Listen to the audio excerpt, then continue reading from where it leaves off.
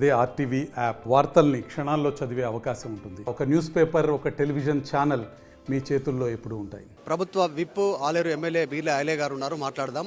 ఇక వైటీడీ లేదు, ఇప్పటి నుంచి వైజీటీ నిర్ణయించరా వైజీటీ అనేటువంటిది ఏమేం ప్రాధాన్యత ఉంటుంది ఇప్పుడు కంపేర్ టు టీటీడీ బోర్డు లాగా నియమిస్తే ఎట్లా ఏమేం చెప్తాం?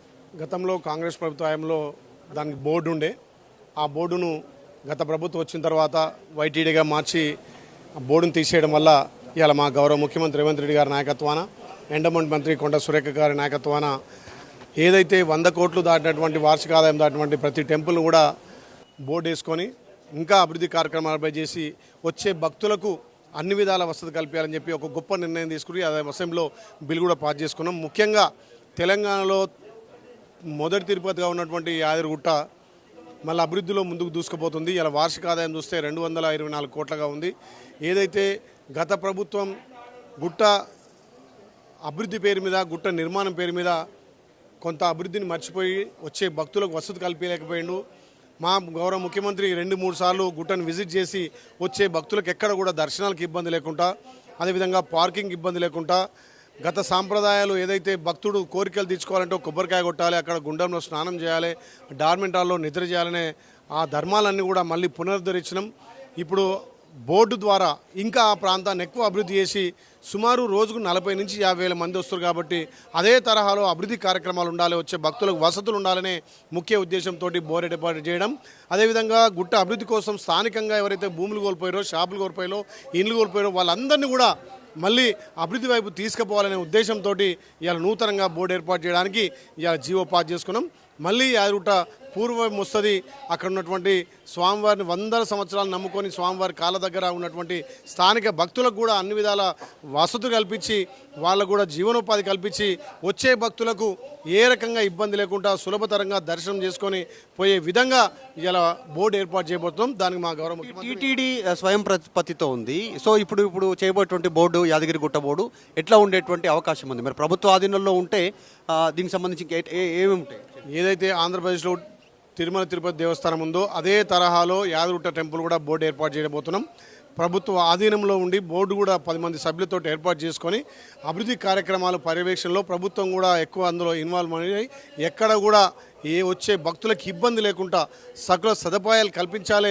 అవసరమైతే భక్తుడు 2 రోజులు అక్కడ స్టే చేసే విధంగా ఆ ఏరియా కూడా టూరిజం కూడా డెవలప్ చేయాలి. ఇదంతా ప్రభుత్వం దృష్టిలో ఉంచుకొనే ప్రభుత్వం ఒక గొప్ప నిర్ణయం తీసుకుంది. ఈ నిర్ణయాన్ని మేము అందరం స్వాగతిస్తాం. టెంపుల్ ఎట్లుంటారు బడ్జెట్లో యాదగిరిగుట్ట డెవలప్మెంట్ కోసం? తప్పకుండా మా గౌరవ ముఖ్యమంత్రి కూడా అడిగినాం, ఈ బడ్జెట్లో యాదగిరిగుట్టకు ఎక్కువ నిధులు కేటాయించాలని చెప్పినాం. సానుకూలంగా గౌరవ ముఖ్యమంత్రి గారు, మా ఎండోమెంట్ శాఖ మార్చి కూడా చెప్పడం జరిగింది. ఐలే గారు, అంటే నిజంగా తెలంగాణ తిరుపతిగా పేరు ఉంది యాదగిరిగుట్టకి. ఫెసిలిటీస్ విషయం చూస్తే చాలా తక్కువ ఉన్నాయి. ఇక్కడ సిటీకి దగ్గర ఉండడం, పోతారు వస్తారు, కానీ మిగతా రాష్ట్రాల నుంచి రావాలన్నా, జిల్లాల నుంచి వచ్చి ఇక్కడ స్టే చేయాలన్నా కూడా కొన్ని ఫెసిలిటీస్ కావాలి. గెస్ట్ హౌస్ కానీ, ఉండడానికి కానీ, ఇంకా ఇట్లాంటి ఫెసిలిటీస్, తాగునీరు కానీ. సుమారు ఒక 2000 గదులు నిర్మించి 2000 గదులు నిర్మాణం చేయాలనుకున్నాం. ఒక 2000 నుంచి 5000 కార్లు కూడా పార్కింగ్ చేసే విధంగా వచ్చిన భక్తుడు ఒక 2 రోజులు గుట్ట చుట్టూ అక్కడ పరిసర ప్రాంతాలు విజిట్ చేసి అక్కడ ఉన్నటువంటి చుట్టుపక్కల ఉన్నటువంటి పరిసర ప్రాంతాలను విజిట్ చేసి 2 రోజులు స్టే చేసే విధంగా ఇలా డార్మెంటరాలు కానీ, గదులు కానీ, పార్కింగ్ కానీ పెద్ద ఎత్తున ఈ ప్రభుత్వం దృష్టి పెట్టి వాటిని డెవలప్ చేయడం కోసమే మేము ముందుకు పోతున్నాం.